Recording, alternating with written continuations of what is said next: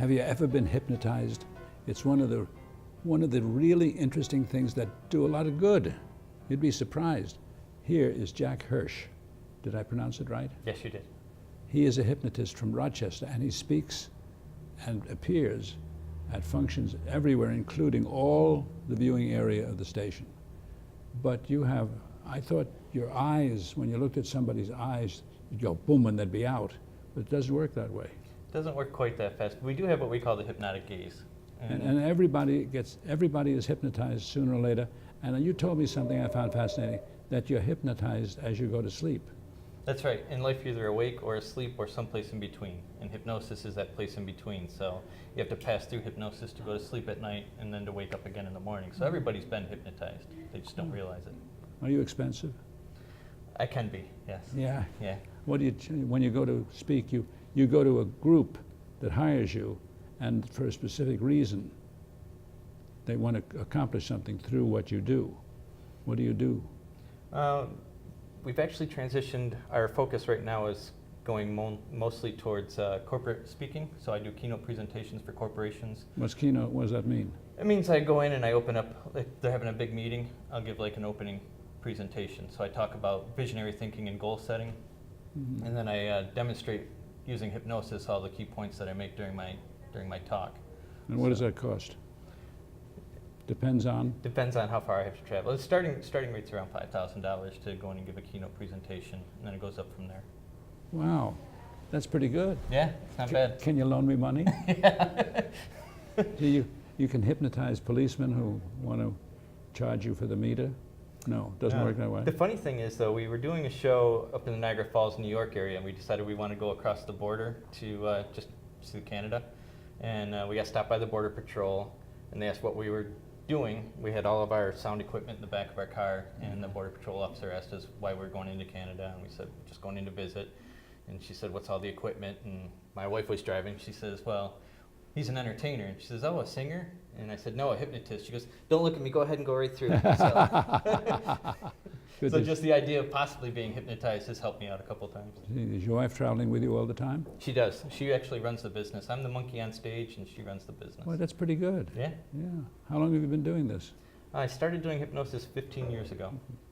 Now, I have a question for you, because in the day, this goes, you won't remember this, but when I was growing up, there was only radio, there was no television. And there was a hypnotist named Ralph Slater who appeared every Sunday, and he would do this quick hypnosis, picking people from the audience to say, one, my name was Ralph Slater, two, my name, and then bingo, three, they'd be out. Was this a show, or did it really happen? It looked like, it was like Edgar Bergen.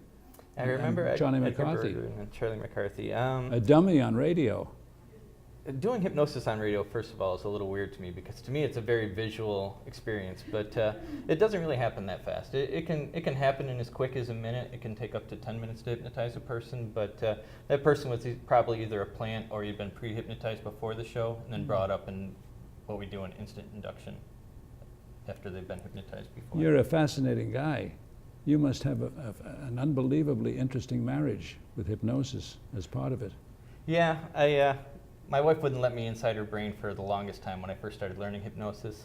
But like I said, just before you fall asleep at night, you have to pass through hypnosis. And she was laying in bed one night, and I noticed her breathing started to shift to where she was starting to settle in. And I just leaned over and said, you know, donuts tomorrow morning would be really great. If somebody would just go get donuts in the morning, that would be really great. She got up in the morning and she goes, I think I want some donuts. Do you want any donuts? So she ran out and got donuts for us the next morning. Has she forgiven you for this? Yeah, she still brings it up every once in a while. She's not too happy about it. You have a fascinating life. It's very fascinating, yeah. Now, how far do you travel? Right now we're northeast, so all the way from, we were in Bangor, Maine not too long ago, all the way down to Philadelphia. So you're on the road all the time? Yes. Oh, that must be fun. How do people contact you? Website, jackhirsh.com. H-I-R-S-H. And the phone?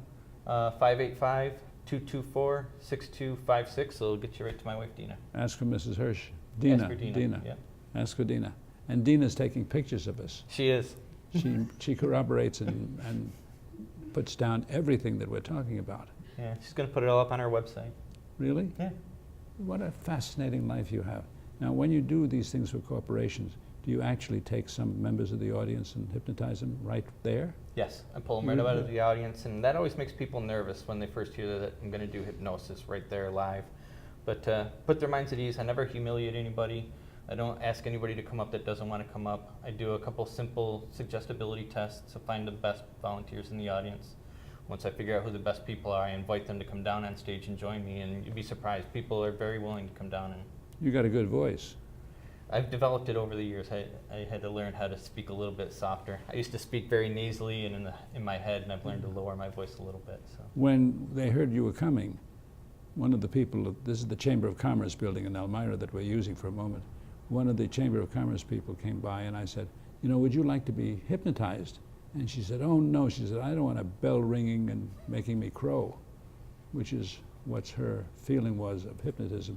But there's a lot more good things that come from hypnotism. There is, yes. I started out as a clinical hypnotist, which means I would help people quit smoking, lose weight, get rid of fears and phobias, and I did that for a while and helped quite a few people, but I started seeing stage hypnotists and that just really interested me, so I started learning how to go up on stage and do it for fun, and once I started having fun, I closed my office, and now we do the stage hypnosis and the corporate keynote speaking mostly. I don't really see anybody for clinical reasons anymore. What a life you lead. This must be fascinating. And you're such a young person. Where did you learn how to hypnotize? I've trained with a couple of the best guys in the world, really. For the clinical hypnosis, I trained with a guy by the name of Richard Nongard down in Dallas. And for the stage hypnosis, I learned that from Mark Savard, who's got one of the #1 shows on the Las Vegas Strip. And you ever done Vegas yet? No, Vegas is pretty crowded, and I don't know if I... Crowded with hypnotists. There's probably 4 hypnotists within a mile of each other out there. Really? Yeah. But they get big money. They do get big money, but they have to pay big money. They've got a lot of overhead. I like touring around doing my keynote speeches. No overhead that way. So you don't have compartments that people have to go in and other things that you do. You just do it regularly. Right. I say that because I don't know what I'm talking about, what regularly means. But put yourself in his hands. There's a phone call coming in now right away. Somebody must be asking for you.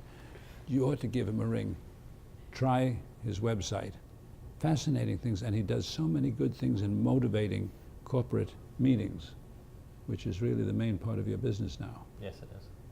There's no hope for me. I'm unhypnotizable. I said that, but he said no. He said you can hypnotize anybody given a little time.